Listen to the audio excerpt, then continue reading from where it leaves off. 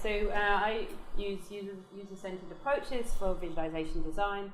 And I'm going to a conference next week. So this is kind of a bit of a prep talk for that. So if you've got any feedback, that would be great, as to if there's things you don't understand. And this is a 25-second preview video for it. That was for the presentation, for the conference. So this is trying to give you a little bit of insight as to what I'm going to talk about. So yeah, we used a centered approach. We used different visual tools and explored the models, looked at different patterns that we saw, and investigated these. And these particular strategies or methodologies that we used are applicable to anything. So that's kind of key. Is it's not about the particular application. Well, it is, but you can use these all over the place. And this is as I said, it's a conference talk next week, and it's an academic paper that we wrote. And so Chris is in the audience over there. He was one of the other authors of the paper. He's the constraint programmer. I'm a visualization person, and it's very much a kind of collaborative approach as to kind of how we can bring these visual approaches to this constraint programming world. So, what is constraint programming? Something I asked when I got there. So, constraint programming is a declarative description of a problem without specifics on how to solve it. So, it's a typical CP problem is something like a routing problem where you have vehicles and you have goods and you have customers, and you need to find out the best or the optimal routes for these customers or for your vehicles, such as this. The main thing, however, is that it's a model. Actually, you have elements of the model. One of your core elements is your variables, and these variables define the search space. In the search space, you have various solutions, and then you have a set of constraints that define, actually, we want to constrain these, and these ones are outside of the search space. These are not compliant with the particular search. And then we have a objective function, and this is optional, but this helps to define which of the solutions are the better ones, which is good, which is bad. You don't need to know everything here. It's not. I just wanted to give you a little bit of background. But the thing is, there's something in between these two steps. So we have our model, and one of the goals of constraint programming has always been to keep the modeling separate from the solving. So we have a engine in the middle, which looks for you feed in the model, and you get your results. But this is particularly difficult for experts to understand. It's mainly a black box. And they've got more sophisticated, so actually the more complicated they've become. So these little yellow boxes are conversations that we've had throughout the process, and they're kind of giving you a bit of a story as we go through. So how do you, if you've got something that's unexpected, you've got a result, you've got a model, and then it doesn't run properly, how do you actually fix it? So at the moment, it's very much looking at your results, and then you hypothesize what's happening, and you modify your model. So it's an iterative approach, a lot like most programming languages, and then it's circular. You keep going through this process. But because of this black box in the middle, it's a bit of a nightmare. So it's difficult, and especially for the very large models which have large data sets or are very difficult. So you kind of had to pick your way through what you think is going on. So these tools, one of the things that we're looking at is to create some kind of profiling tools to help constraint programmers to understand what's going on. So unleashing what's behind this black box. But one of the challenges, or there's many challenges here, is that there's so many different applications. Constraint programming is used across the board for various different things. There's a small but very expert user base, and they all do use different profiling techniques. They use different software, different programming languages, different solvers. There's also loads of complex interactions behind the scenes, So behind the scenes, you've got the variables interacting with the functions in your model, and the constraints, and etc., etc. So there's a lot going on, and the data is hard to get hold of. So only if you're a solver developer can you actually really get the data out from the solvers, and even some of these you might not be able to because they're not yours, or they're written in a different language. So visualization is quite common, but there's only specific ones that are problem specific. They don't scale to large problems, and as someone said here, they're always a mess. So we were really kind of challenged to look at, okay, what do the users actually need? So we had this process. It's a diagram, it'll get slowly revealed. So at the beginning, it was, for me, I'm not a constraint programmer, much more about trying to work out what's happening in the domain, what's the lingo, what is it? And then this whole process behind the scene here feeds into designs that we're going to implement in software. So this whole process is about how do we get the information from the users, what do they need, and how can we link the designs to them. So as I mentioned earlier, it was a collaborative approach. Like we had daily, weekly meetings with the group, and they were optimization specialists with visualization specialists, while we also input external users who weren't part of our project. So that was at 3 stages of this process. At the beginning, we had a questionnaire. This was online. It was global. We kind of fetched information from who would respond, and learned about what's happening in current practice. Then we, 10 of the participants from that questionnaire participated in a daily workshop where we looked at future possibilities of where we could go. And then after our exploration process, we then went back to these participants and got some feedback. So then what have we actually done? Does that help? And how can we improve that and continue our process? So this was for research. I was working at Monash University, so yes, it's a long process, but these are all approaches that you can use and to gain information from your users. So after both of these stages, we then did some requirements analysis, so took what we got from the different stages and looked for commonalities, themes, topics, and what people actually found. Were there conflicting requirements, for example? Then finally, we decided to prioritize these, which we'll get to in a minute. The top 3 themes were, we designed some prototypes based around these. The others were pushed for future work. And these 3, during this exploration process, we looked at 3 different case studies, and these were particular models that people had given us because they were problematic. But they couldn't work out how to actually improve them, and if we used our visualizations, could we actually help them understand them? Could we improve them? Could we make them more efficient? And this was actually linked straight back to the questionnaire, because these all link to tasks that the users actually need to do. So this was things like, I want to change the solver that I'm using, or I want to change the search strategy, and if I do that, how can I see the results in the representation? So then these discoveries that we saw all fed into our design choices. So a little bit more detail about what those were. So in terms of questionnaires, we were looking at expertise, knowledge, who people are, and their backgrounds and how they link to their use of visualization.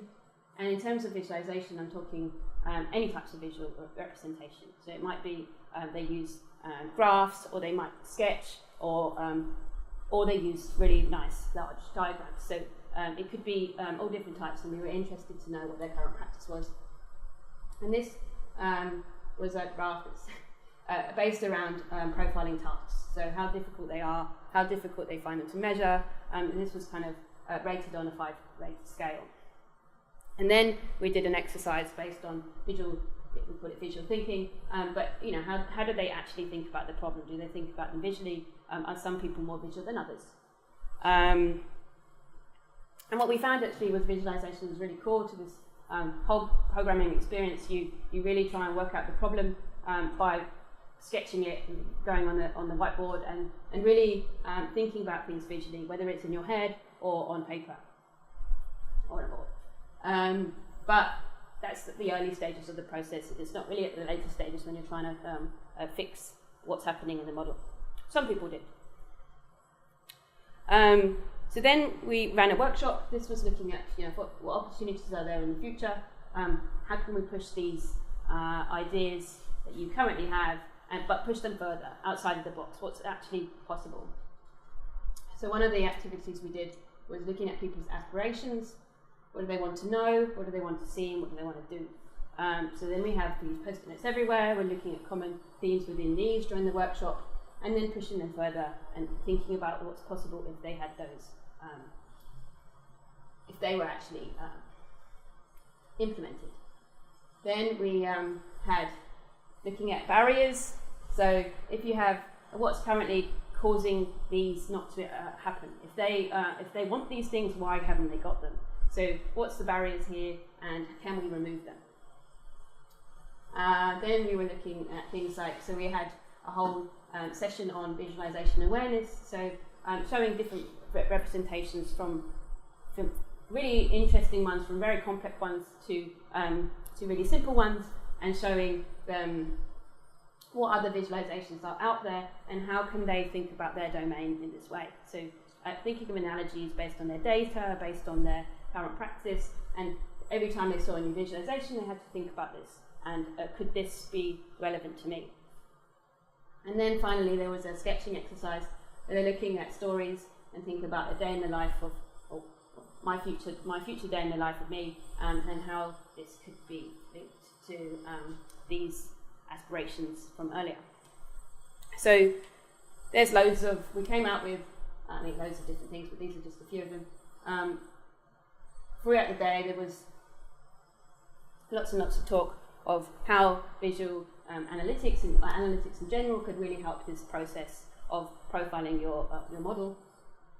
So we had basically our work cut out for us, and we had lots to do. So, not very good slides, sorry. So from all those artifacts that we got from the workshop and from the survey, we collected these core themes that we thought were key to visual representations. And these were based around 6 typical tasks. So this is being able to see the bigger picture, see all the search space, for instance, and but also to be able to inspect the data when I need to, and automatic feedback that I want to know. I've seen that pattern before in another model. Can you tell me that this is in this one? Or looking for similarities. So letting the system do some of the work for you. So these 3 at the bottom were really interesting. This was future work for us, because this was kind of like, okay, once we've got the core stuff at the beginning done, we can look more into these areas.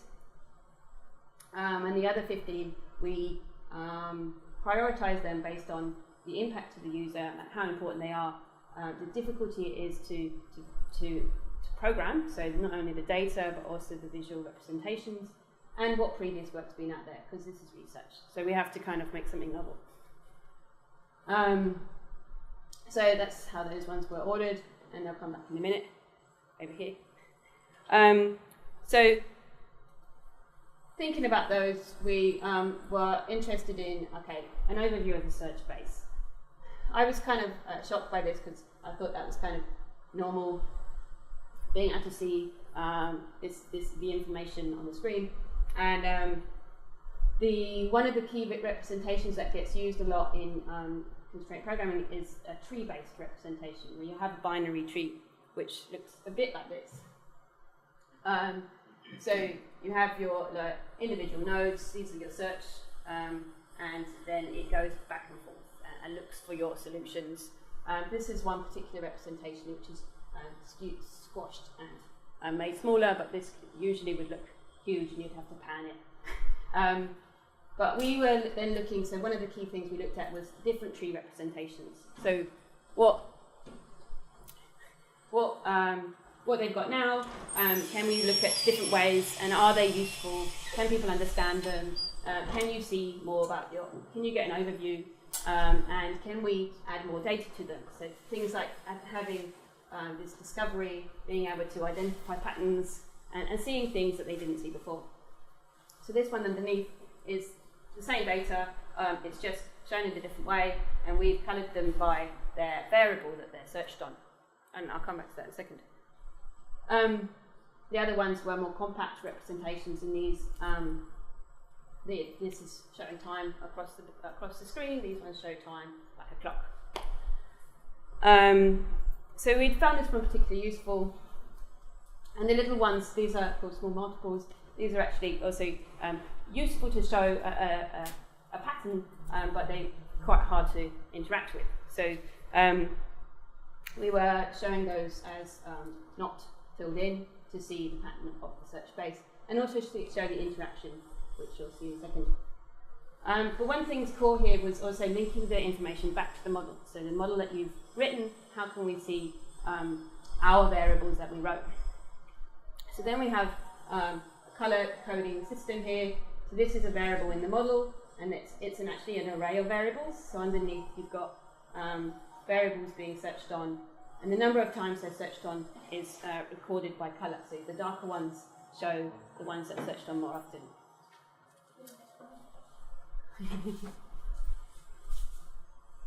Other variables, it's just an integer. This is one particular variable that's searched on once, and these are subsets of the search. So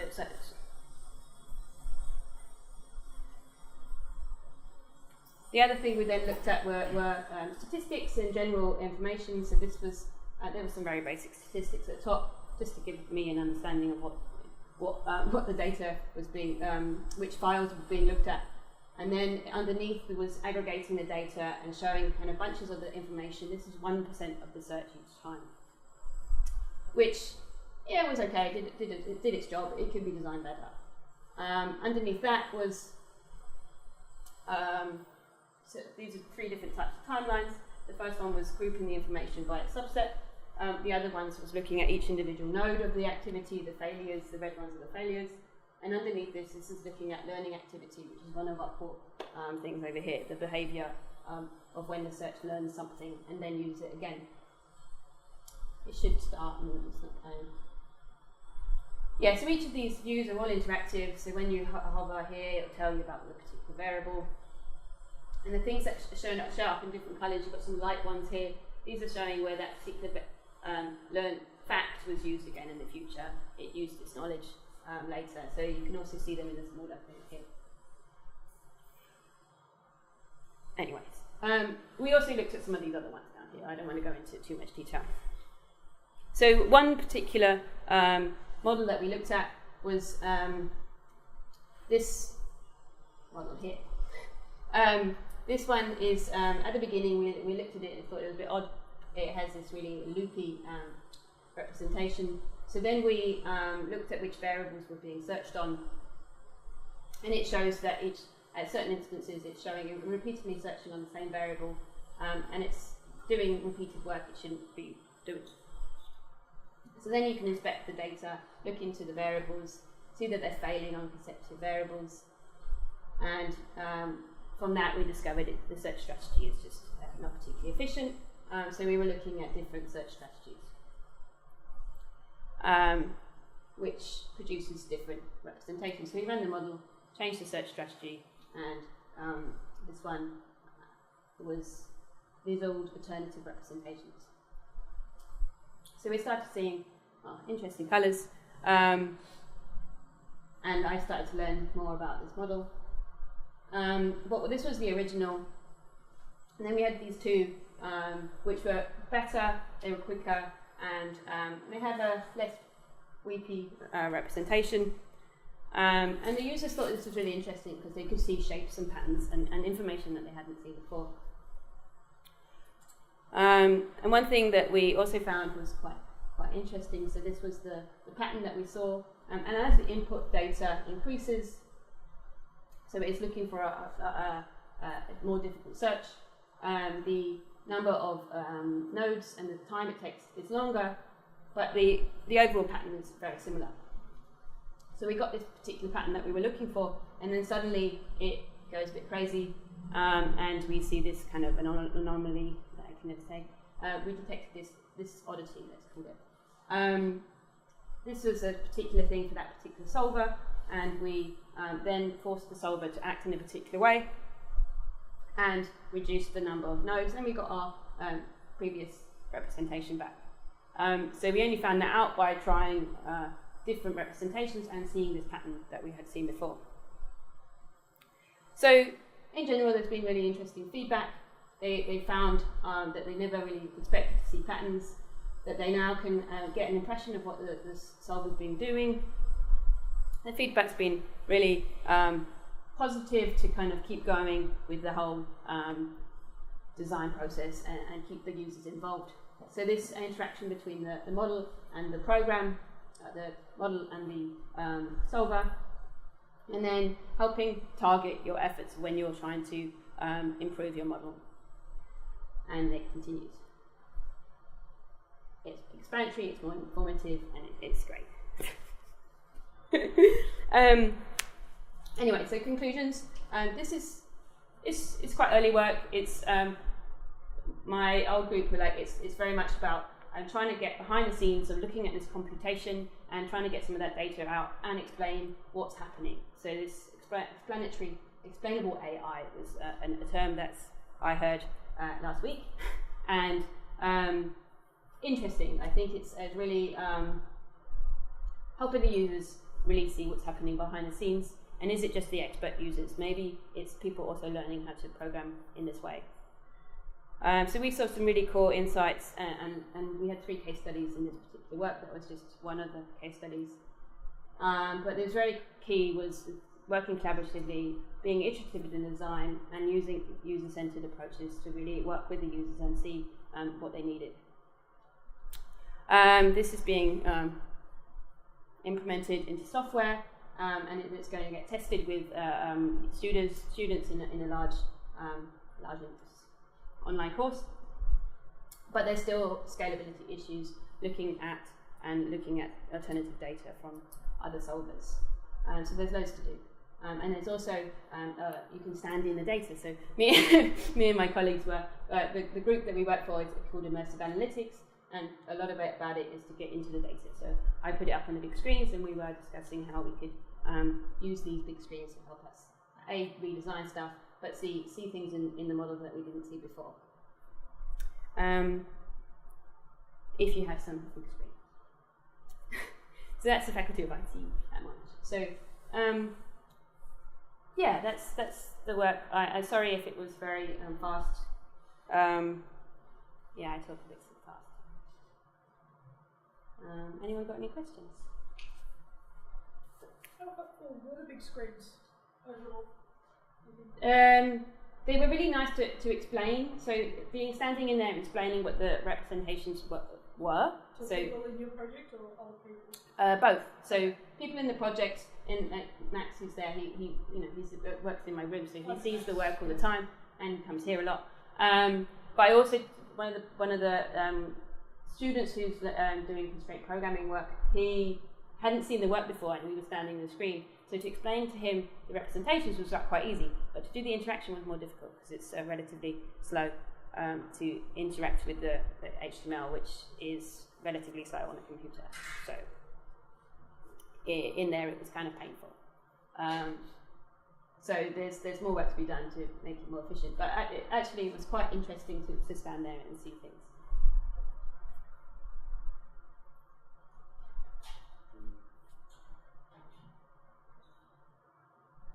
So in your visualization, what's the relationship between the circular layout and the linear layout? Okay, so I tried to. No, I don't know if I did, but time's basically elongated across the screen. Here, so this is time going across from or the start to the end, and here it starts at the clock and goes around to this.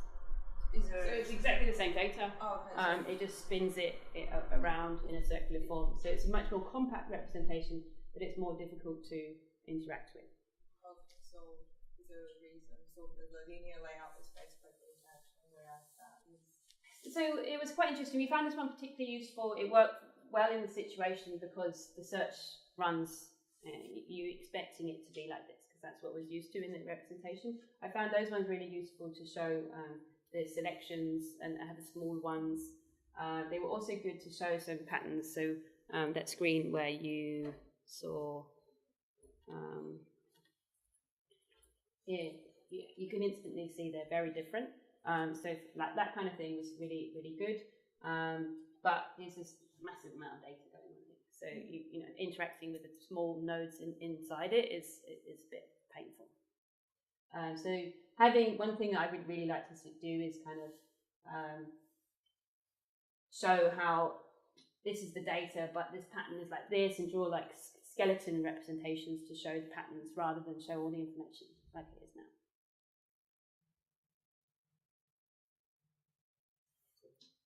How much time does it take you to actually adapt the solver to spit out all the variables you want to?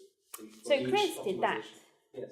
So Chris was the one who was dealing with the solver data, and I don't know how much time it took. I didn't think it took you that long. Do you mean? It was only when I asked for Because specific data. Just give you the result, but they don't intend to.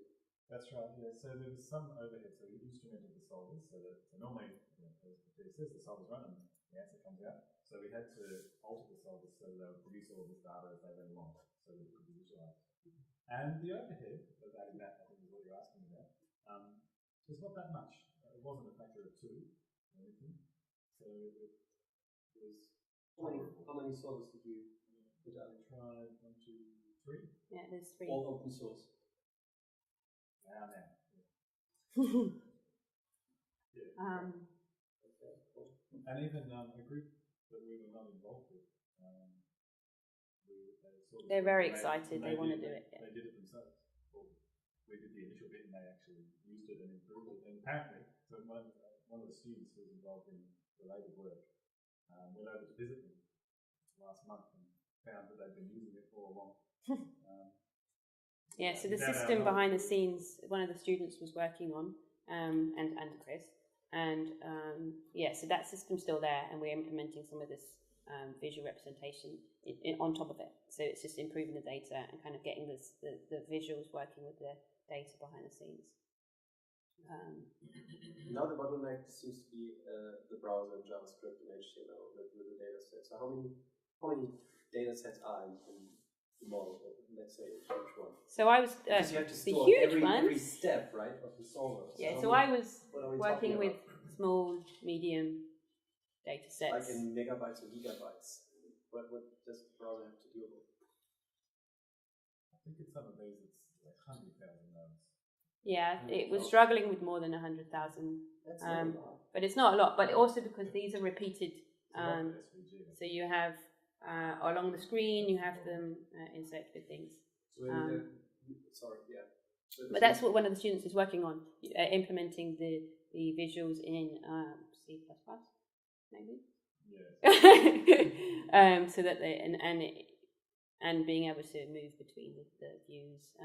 But you know, scalable representations don't necessarily need to load all the data. So it's now the next step to look at, okay, how much of it do we need? What's useful? And can we load less